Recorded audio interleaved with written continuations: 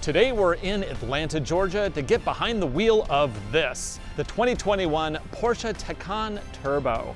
We're going to drive it right now on Driving Sports TV.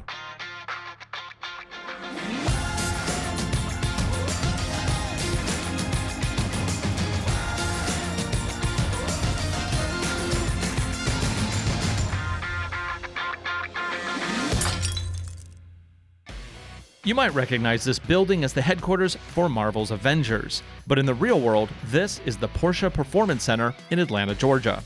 Inside, there are a number of rare Porsches on display, but that is not why we're here. Today, we're going to hit their track to try out Porsche's new pure electric, the Taycan Turbo S. To get started, let's check out all the features on a Taycan Turbo before we jump into the faster Turbo S. A base trim Taycan starts at $87,200. The Taycan Turbo we have here is painted frozen blue metallic, upgraded with 21-inch 5-spoke wheels and the Sport Chrono package for a price of at least $157,000. Sorry, we don't have exact numbers for this car, but Porsche did not have them available for us. Porsche rates the Taycan Turbo at up to 670 horsepower and 626 pound-feet of torque, which should be good for a 0 to 60 time of only 3 seconds. With the optional Performance Battery Plus, you can get up to 275 miles of range. As a dual motor configuration, all-wheel drive is included.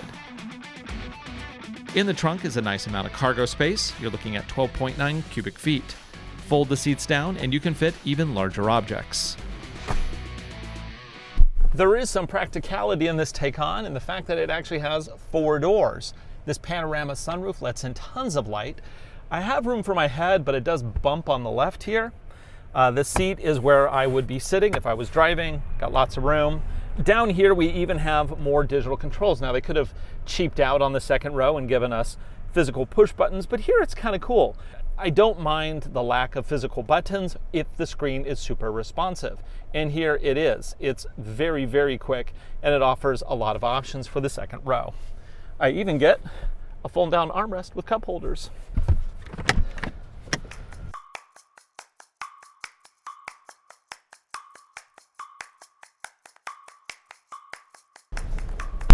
Getting inside the Taycan is a very different experience than what you might have had in other cars. We have this curved display here for the gauge cluster, and it is gorgeous. And there's more screens. There's a screen here, and then there's another screen over here, which currently is set up for music so that my co-driver can also be my DJ. Down here, we have climate controls, phone, all sorts of things. But you know, I'm going out on the track, so all I really need is this one up here. If I go into drive, then I can unlock the steering wheel. Can I adjust this? Oh, power. Can I bring it forward? Oh yeah, there we go. I really like these displays. They're super high resolution.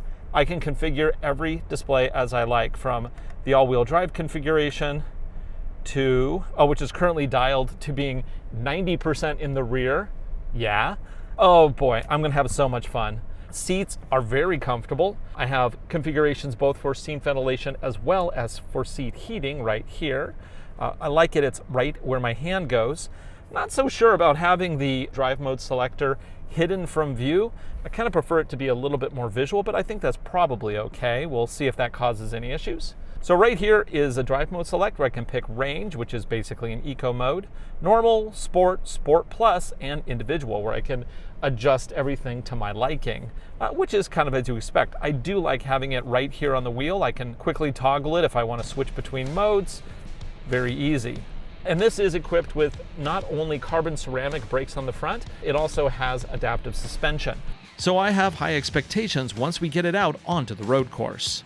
And just before the session was about to start, I found out that I wouldn't be tracking this Turbo. They bumped me up to a faster Turbo S. So what are we in today? This is the Taycan Turbo S. Taycan Turbo S. So why do they call an electric car a turbo?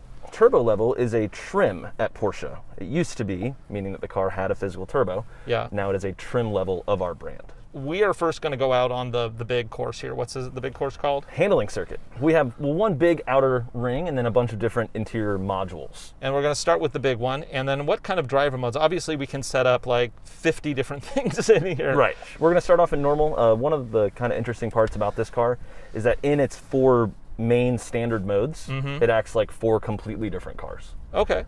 So really the difference between range and then normal to sport and sport to sport plus. So if you price this out, you're not buying 1 car, you're buying 4 cars. Indeed. Nice. How much horsepower does this have? 616 all the time, Okay. and then 750 with launch control.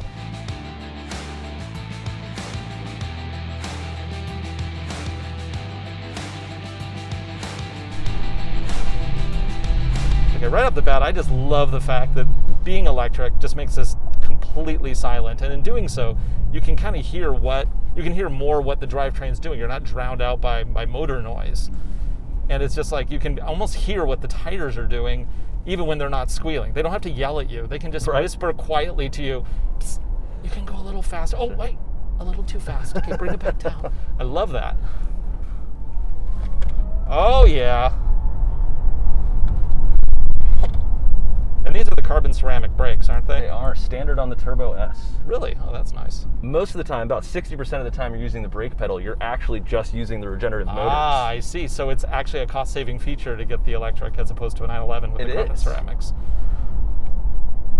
They expect Taycan turbos equipped with turbos and Turbo S's equipped with carbon ceramics to possibly never need a brake job. So if you're having trouble convincing your significant other that you need to get the Taycan over a 911, that's a great reason right there. If you track on the weekends, you will save the price difference very quickly. I'm not saying they're expensive, but oh my God, they are expensive. They're pretty expensive. They work very well. Carbon ceramics are just much more efficient at dissipating heat, and they actually work better as they get hotter, whereas traditional steel brake starts to fade away. Right. Carbon ceramics want to get hot so that they can work to their full potential. Yeah, so you're not going to like jump to the brake after 4 laps and realize you don't have brakes anymore. Right. By going into sport, this also has a Sport Plus, but that removes a layer of traction control, does it not? Now that's a different system. Oh, really? Yeah, so now we're just in straight sport? Yep. Oh, So wow. It's chassis, quicker. Yep. More power, more throttle response. Yeah.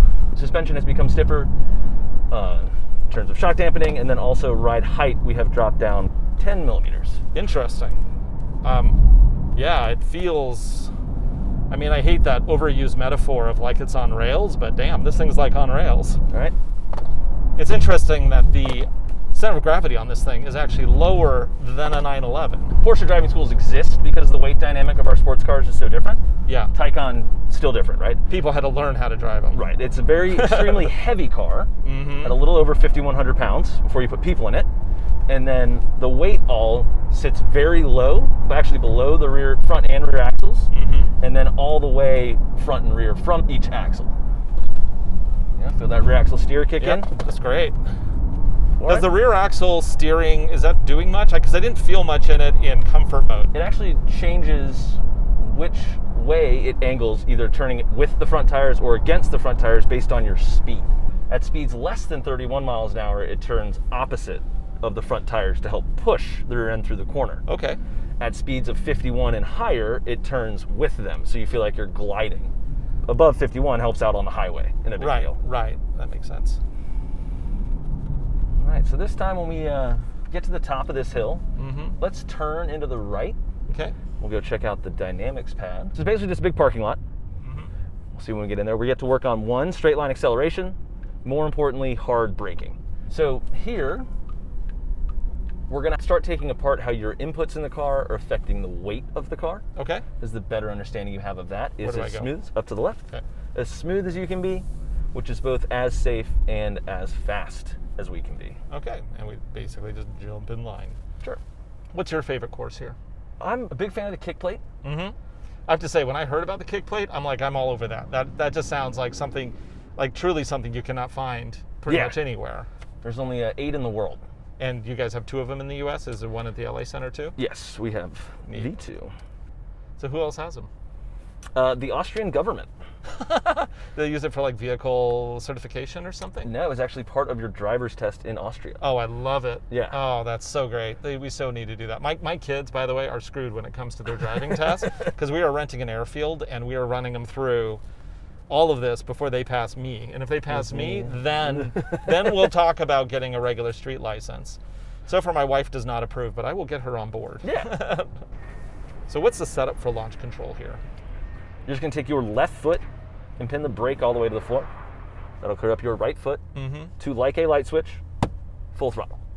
Both pedals are pressed all the way to the floor. Wait, so all I need to be is in Sport Plus and it's automatically enabled. Yeah. I don't have to do like push button ninjutsu to like disable and re-enable stuff like BMWs. Nope. I mean, I hate to draw the parallel, but this is also how the Ford Mustang does it. Which it actually took me 20 minutes to figure out because it was so easy. I'm like, no, there's got to be stuff here. And then, of course, the first time I tried it, before I did all the buttons, I didn't push down on the brake hard enough, and that's always the tricky thing. It's like because you gotta really push. You need to tell the car that you're committed to that left foot brake. So with launch control, it's going to put out the full 750 horsepower. Okay. 774 foot-pounds of torque. What's the 0 to 60 on this thing? 2.6. 2.6. Quoted at Porsche by 2.6. It has been tested faster. Okay, I'm going to also adjust this left thing so I can see what my all-wheel drive is doing. Now, it's automatically dialed most of the power to the rear. Is that what I'm reading there? Yes. Okay. Porsche all-wheel drive always wants to be more rear-wheel drive. Okay, but you can then dial it forward. Right. The car will determine when it's useful to have the front tires be pulling. Okay. Off the line, it does it in a big way. And then other times when the rear end starts to slip, it'll send power to the front. Okay. But it'll never go greater than a 50-50 drive distribution. It'll never send more than 50% power to the front tires. Okay. Now, is there a physical drive shaft between the front and the rear at all, or is it just using the 2 electric motors to determine output? 2 electric motors to determine output. Okay. Left foot on brake. Okay. Left foot smoshing brake. Full throttle. Launch control active, and then ready to go. Off the brake. 3, 2, 1, go. Holy mother of! Keep it going and hard brake all the way down. Pick them up. Nice. Smooth. Nice. Right? That was fun. I like that. Sure. Like when you have a traditional gas-powered motor, you're usually drowned out by all of the sounds that are happening. You have the turbos and all this other stuff, and so you have to yell. But in this, I don't have to yell. I can be like, oh my, that's so nice. Right? So this time when you're braking down there, try to feel if you can feel when the car goes from generative braking and then jumps into the actual mechanical brake of using the carbon ceramics. Let's do that. So brake all the way down. Yep. Throttle all the way down. Launch control active. 3, 2, 1, boom. And that's well over 6. Hard brake. Pick it up. And it's interesting. I couldn't actually tell the difference. ABS, right, is brought on as much by the physical need to help the rotor not lock up as a spike in pressure in the system. When you spike the pressure really big, the car just thinks you're in a panic, so it's more likely to jump in. Okay. So if you can squeeze into the brake just a little bit smoother. Instead of slamming. Right. Okay. The car's like, oh, we're just driving fast. ABS in Porsche is so fast, it just feels like grinding more than pulsating. So try to give it a little bit of throttle out of the gate and then hold the throttle steady. Okay. Because if you're coming on and off the throttle, you're sending the weight forward and back. Okay. If you can hold the throttle steady, you only have to worry about the weight left and right. Okay. Which means maximum load out of the suspension, which means maximum grip out of the tire. And away we go. Yeah. All right. Look a little further downfield. Keep the steering wheel rolling back and forth. As soon as you're done turning around, the stability of this thing is insane. You don't feel the heft of it. No, it feels much more nimble than a car the size of a midsize SUV should feel. Yeah, exactly. Okay, let's go on to the next thing. Cool. We'll exit straight down here. Okay. I really like the sound. I mean, I'm sure it's fake, but so it was actually developed by Lucasfilms. Okay. So hence, it is an option on all Taycans. It is standard on the Turbo S. Called the electronic sports sound. And it was not turned on. Now in Sport Plus, it automatically turns itself on. It sounds cool. It sounds cool. I mean, yeah, people can complain about fake sounds, but if they sound awesome, who cares? Yes. So difference between the Taycan Turbo and the Turbo S, because we're in the Turbo S, aren't we? Yes. The S is just more expensive, more powerful? More powerful, a lot more standard options Oh, okay. is what. It's just like a trim level above. Right. Okay. In the Turbo, with launch control, you only get 670 horsepower. Only. Turbo S, the full 750. Okay. Yeah, kick plate. All right, so speed here is very relative. And I'm trying to save it, right? We are. While Okay. 360s look cool, it is not the purpose of the exercise. And I should be able to save it. It's only kicking so much that I should be able to control the slide without doing a full rotation, You right? should. Quick hands are going to be what helps us there. Right. And I'm just rolling into it, basically? Yeah, we're going to Okay. go just about 20 miles an hour. Okay. And ideally, we get a steady throttle. Okay. In a worst case scenario, I'll say brakes, brakes, brakes. Okay. Hold the brake pedal to the floor until we come to a full and complete stop. In other words, I'd be busted. All right, so vision, always most important. I use the black Porsche billboard down at the far end. Okay. Porsche, black spot, Porsche. It's going to be weird. I've never been kicked in a car Yeah. before. Hold that speed there. A little closer on your side. Okay. Eyes up. Oh, that is hilarious. Oh, I'm supposed to go. avoid that, aren't I? You are. Okay. I didn't know that. Yeah. Da-da-da-da-da. There you go. You don't tell me on purpose. That's true. So it gets exponentially more difficult with every mile an hour you add. Ooh, I love that. Yeah. Okay, let's go. So that was 20, I think, is what Yeah. I was doing there roughly. About 24. Oh, I was doing 24? Okay. Yeah. And so we never want to go any faster than 30. Okay. So you could also feel the brakes grinding Yeah, in that was a individual lot. corners in kind of a big way. So- Stability control was really working overtime there. right. And in a Taycan, it can articulate itself much more quickly because it doesn't actually have a physical drivetrain. It's slowing down. It doesn't have right? to wait for that binding to happen before it sends power to engage the clutch pack to do all this stuff. It's just like power, power, power, power, which is what we've been telling you guys like all along is that theoretically a electric drivetrain makes sense, even for off-roading, because simply you can send power instantly to where you need it.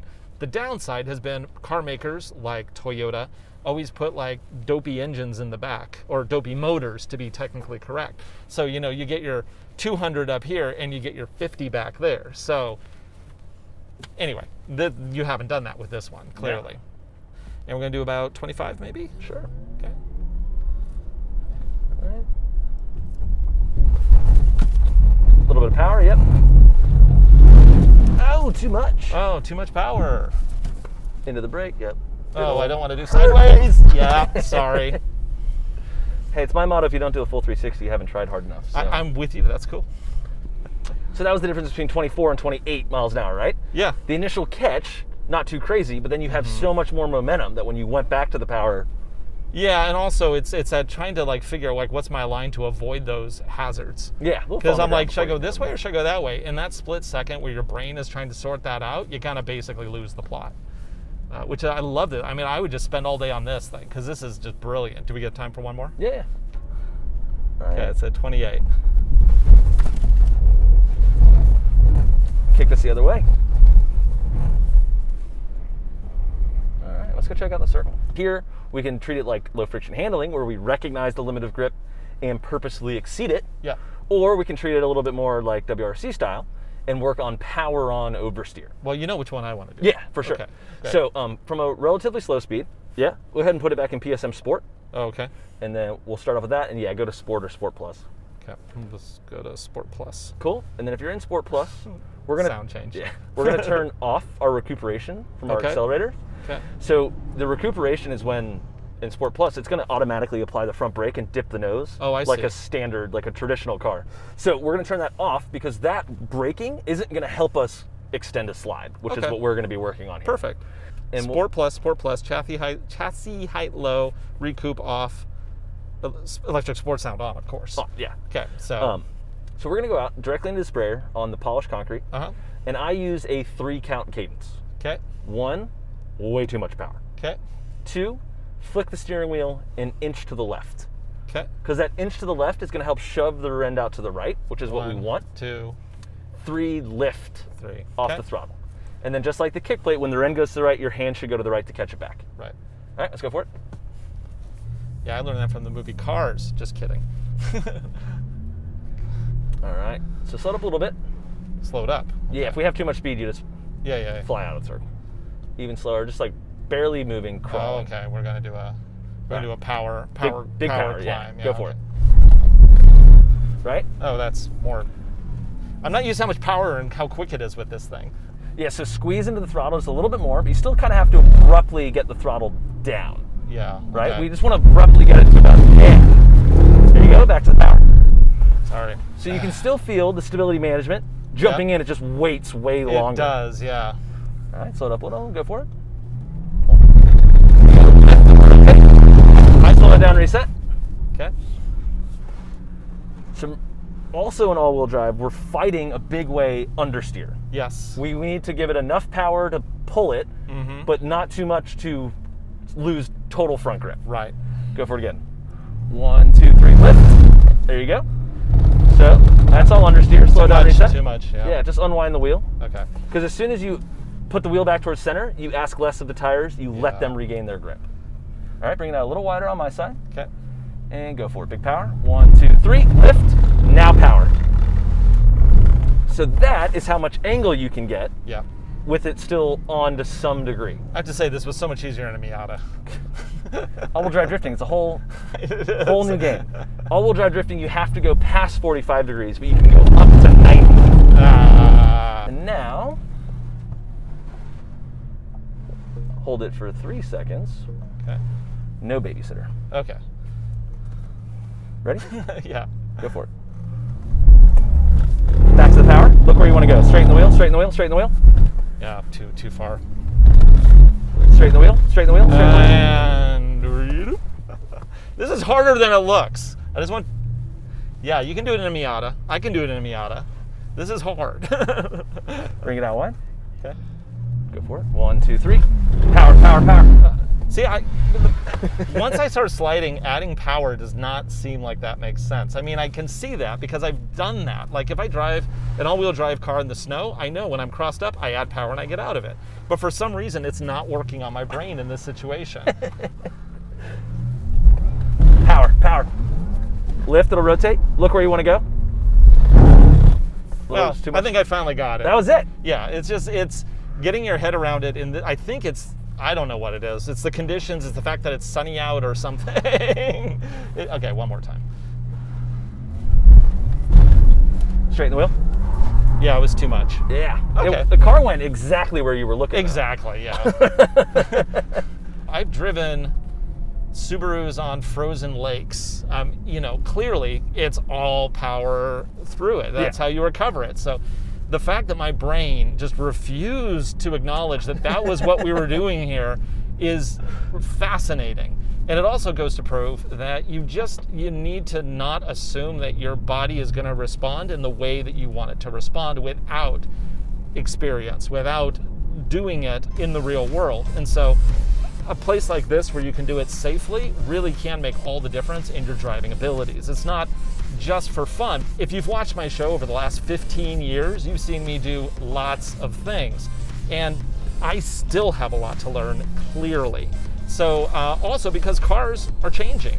So that's some fun here at the Porsche Experience Center in Atlanta, Georgia. For Driving Sports TV, I'm Ryan Douthat. Thanks for watching. Be sure to subscribe. You're going to subscribe and like, aren't you? Absolutely. Okay, good. You should do it too. We have new stuff every week.